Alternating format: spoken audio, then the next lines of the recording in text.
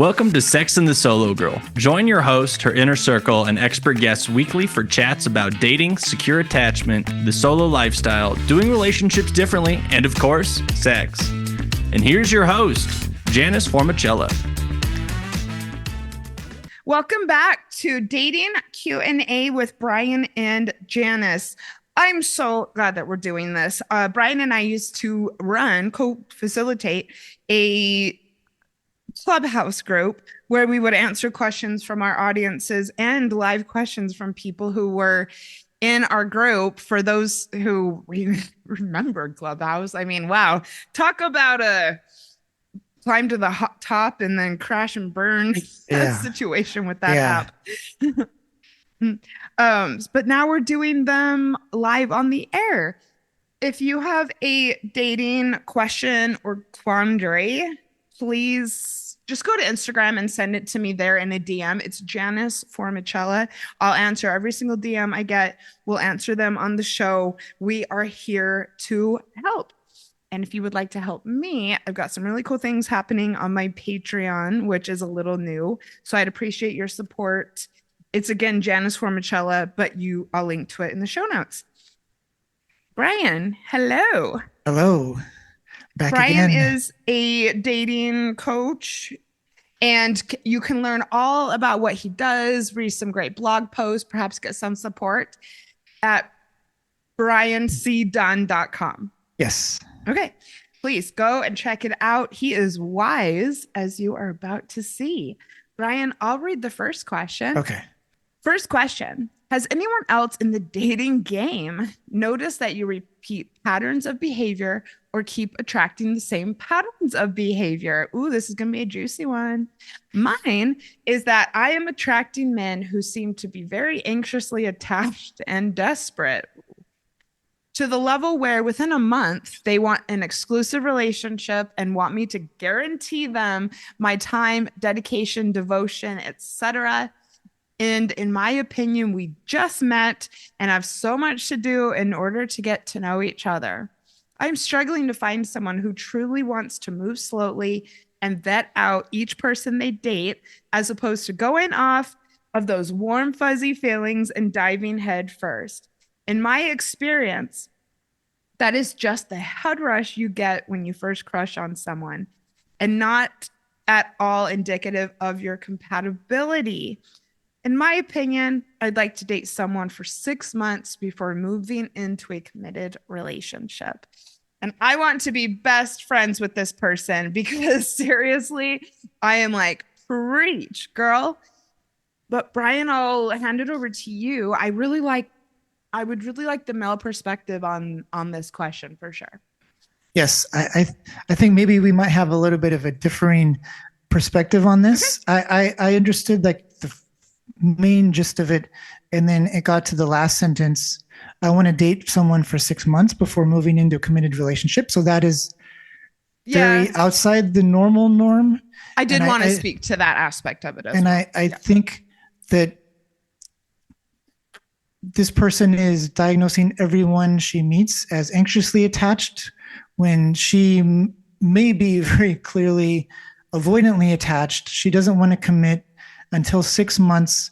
And so if I was working with her as a coach, I would dig into, okay, what is the hesitation by like this arbitrary milestone of 6 months before you feel comfortable. There's a difference between like 1 month, maybe 1 or 2 or 3 or 4 dates, like 1 date a week max, versus 1 month in where you've gone on 2 dates the first week, 3 dates the second week, maybe a weekend trip on the third week. So there are different ways to spend time together, and the amounts, like the quality over quantity, and there's the amount of time within like the window of time. So again, if it's only like 1 date a week max in a month, that's one thing. But if you're spending more time together, I think 1 month can feel like 2 or 3 months. So I think there's the balance of what do you need to feel comfortable? Why aren't you feeling comfortable? And how do you get to a place of how you're able to communicate what you need in order to be exclusive? Because if you say, if your goal actually is to be in a committed relationship, possibly moving towards marriage. What are the stumbling blocks preventing you from getting there? And it sounds like this person is, every person I meet wants to be exclusive in a month or 2 months or whatever. And I need 6 months to feel comfortable. How long has this person been doing this cycle of all of these relationships, but they're not ready and they don't know how to communicate what they need? And so they keep starting over.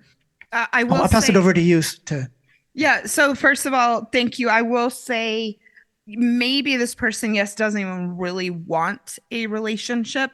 You want to meet people. There's nothing wrong with casual dating. I don't want to get too far into casual dating and how to do that. But I will say I completely agree with you that 6 months before moving into a committed relationship is absolutely not the norm. And I do think that you will find that challenging if you possibly have this type of fear of intimacy that maybe you do want to look at why are you actually dating and to think about this 6 month thing, because I don't think that that's probably going to work for you. But what I will say is I really do like what she was saying about the warm fuzzies and compatibility versus chemistry. So I guess I do applaud and encourage the slower dating approach. So yes, maybe spreading things out so that it's one time a week for the first month or two and seeing if you can learn about the compatibility, because 100% a lot of people get into relationships because it feels so good and because the attraction is so high. And so I think that aspect of this question is very mature, very astute for sure. I would say a lot of people don't even consider the difference between chemistry and compatibility. And so that is where I was really like, preach, because this is very evolved, in my opinion. I'm just going to use that word. I don't care what people think. And then I will also say, I have to guess with a lot of these questions that people are meeting online. And if this is the case with this person, you've got to use the app to vet people. And I mean, looking very, very seriously at your own profile, looking very seriously at theirs, having some conversations before you meet in person about why you are each on there and expectations. You don't need to get to the point of meeting and feeling this frustrated necessarily. So be a little more intentional, I would say. Reading this question, it seemed like potentially she may have been burned by her own feelings in the past, where she went for the warm and fuzzy feelings and then it didn't work out. And so she's trying to protect herself from that quote unquote mistake again. I normally take the approach of, what are you doing now? And what can you change to not keep repeating the same pattern? So if somebody is jumping into a relationship too quickly, the opposite would be to take it slower. If somebody keeps having short relationships because they want to take longer and nobody is compatible with that, I'd say give it a chance. Give it something quicker a chance. Give that a try, because it's not like we agree to only date each other. We're exclusive.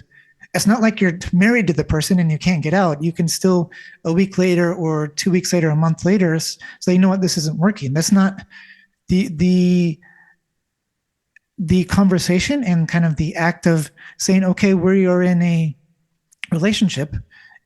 And it can even be in stages. We're exclusive. We're boyfriend and girlfriend. We're in a committed relationship. I think there's a lot of weight this person is putting on a committed relationship versus let's agree to not date each other and give this a chance. We can still take it slow, but I just want to have some sort of guarantee that you're not seeing me on Saturday and then you're seeing someone else on Sunday, and we've been together for 4 months, getting to know each other. I'm investing, you're investing, but I want to know that there's something. So I think can be a middle ground in terms of terminology, kind of the label you put on it. So we don't have to be good thing or good props to these guys who are being so upfront with you. I mean, I like that.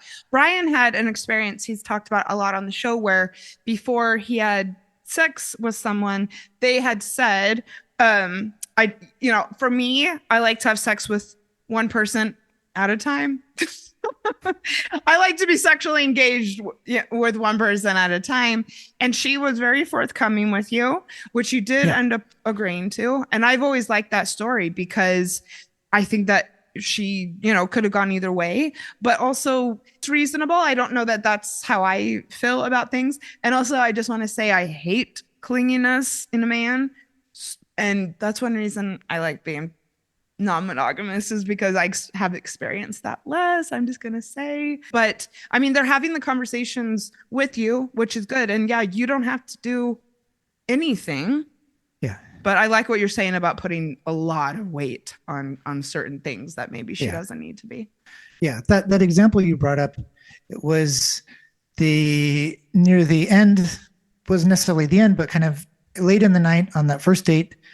Things are getting hot and heavy. She said she wasn't comfortable sleeping with somebody if they were still dating other people or whatever. And I wasn't comfortable saying, okay, at the end of this first date, we're going to be in kind of an exclusive arrangement. So we did not have sex. She set her boundary. I accepted that. And then we continued to date each other. And then later on, we became exclusive, but that was a conversation we had. And I think it comes down to, like, she didn't say, I don't have sex with somebody unless they're my boyfriend. It was the context around only with one person who's not. Which, like I said, I don't think that's my approach, but I love that she brought it up. And also to this person's question, when she brought it up the first time, you did say that you wanted to keep seeing her, but you weren't going to commit to that. And so why, this person can do the same. Yeah. Yeah, I think there's different ways to approach, and that's why I think it's important to try something different. Yeah. There's one dating coach / matchmaker I really like. She has kind of a 12-date rule, and the dates can be 20-minute or more phone calls, but at least a certain number of dates need to be in person to give enough time before you have sex, because sex brings in a lot of hormones and feel-good chemicals that bond you together and engage these kind of warm and fuzzy feelings that the commenter is talking about. So to get past that, to make sure there is enough consistency, compatibility between the two people, you forego sex at least until you've spent enough time getting to know each other before you are comfortable in engaging. I think that can work for a lot of people. And also maybe saying, I do want to have sex, but I don't want to be committed. I mean, there's lots of approaches. Yeah. I mean, that's how I would feel. Yeah. So I think trying something different, not saying it's everyone else is wrong. Yeah. I think it takes some self-reflection, because you can't change other people. You can only change yourself and your own approach, and ask yourself, what can I do differently to change how things are going? And so I think that's the best place to start, because even if you think everybody else is crappy, what can you do differently to get different outcomes? Totally. I would love to work with this person. And yeah, if anyone wants one-on-one dating support, hit Brian up or myself, because I actually have now 60-40 dating clients who have worked with me and gotten over their breakup, and now I'm helping with the dating. It's so much fun. Thank you. All right, let's go on to our second question. Brian, we've got a pretty good question to end today with. Right. I've got a lot to say about this. Would you like to read it for us? Yeah. All right. I got friend zoned by someone I really saw something with, and I'm still hurting even though I handled it right. So I, 30-year-old male, met someone a few weeks ago. At first, I wasn't even sure if I was going to talk to her. She seemed withdrawn, a little guarded, but something about her pulled me in, and I went for it. We clicked fast, deep conversations, moments of presence, real energy, nothing surface level. From the beginning, I was honest about my interests. No games. I told her I liked being around her, that it felt real and easy. I flirted a little, reflected things I noticed about her, teased her in ways that felt aligned with who I am. It all came from a place of grounded confidence, not desperation. Eventually, I asked her out on a proper one-on-one date, and she said no. Not a soft maybe, not a confused, I'm not sure, but a clear, I don't feel that way about you. I value our connection, but I'm in a different phase of life, more chaotic, more casual. You're amazing, but I don't think this is it. I handled it well. I told her I appreciated the honesty, that I wasn't here to convince her or chase her. I made it clear I only want things that are mutual. I stayed warm, but I pulled my energy back. She still wants to be friends, still wants deep conversations, still reaches out now and then, but I've shifted. I'm kind, not emotionally invested, friendly, not flirty. And yet I'm hurting more than expected. Not because I was rejected, I can live with a no, but because I really saw something here, because I showed up fully without playing it cool or pretending not to care, because I thought for once maybe someone would meet me at the level I bring. She didn't. Now I'm stuck in this quiet grief for what could have been and for the version of me that had hope. I've been through breakups, I've had bigger rejections, but this one feels personal. Like I got passed up, not because I wasn't enough, but because I was too real for someone still avoiding real things. I'm not trying to win her back. I've let it go with grace, but damn, it still stings hard. If anyone's in this space where you do everything right in clarity and confidence and still get a no, I'd love to hear how you move through it. I mean, my blood is boiling a little. I don't even know where to start. I wish I would take notes because there's a lot to say here.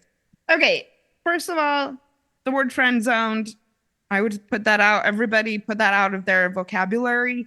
And just in a nutshell, we don't owe you anything. Okay, as females and men who might want to date us or be with us physically, we don't owe that to you. If we decide we want to be friends, we're not friend zoning you. This is not something we are doing to you. We are being friends with you. And so I find that term really, really offensive. And in fact, I've done some content around that. And so I would say, yeah, put that word out of your vocabulary. And I would say this is the perfect example of a woman who did not do anything wrong by you. She was upfront with you from the beginning. You guys had a real genuine friendship, and I would say shame on you for, building resentment and going through this grieving phase because she decided that the friendship was valuable to her. She still gets in touch with you. She still wants deep conversations. And for you to put this negative spin on it because she doesn't want to date you or be with you, I would say like the problem is on you. I felt like really offended by some of this. And I will definitely say before I pass it to Brian, this made me so mad. The question says, I've had bigger rejections, but this one feels personal. First of all, she didn't reject you. She just didn't want the type of relationship you did. I don't see where the rejection is coming in. That made me upset. Like I got passed up, not because I wasn't enough, but because I was too real for someone still avoiding real things. Again, how dare you? She just didn't want what you wanted. Where in here is there proof that she didn't want something real? I will just leave it at that. To put that label on her experience and act like there's some sort of default in her because she wanted to keep things as a friendship where they already were, that's awful. And I hope that if she knew that you felt this way, that she wouldn't want to be friends with you anymore. And I'm done for now. I think this kind of goes back to some of the other questions we've covered where is it okay to date around? Is it okay to not want a relationship? Some people just aren't meant for relationships or meant for relationships at this time in their life. And so I did get a lot of the entitlement attitude coming from this guy. I did everything right. So why didn't I get the prize that I was promised because I did everything right?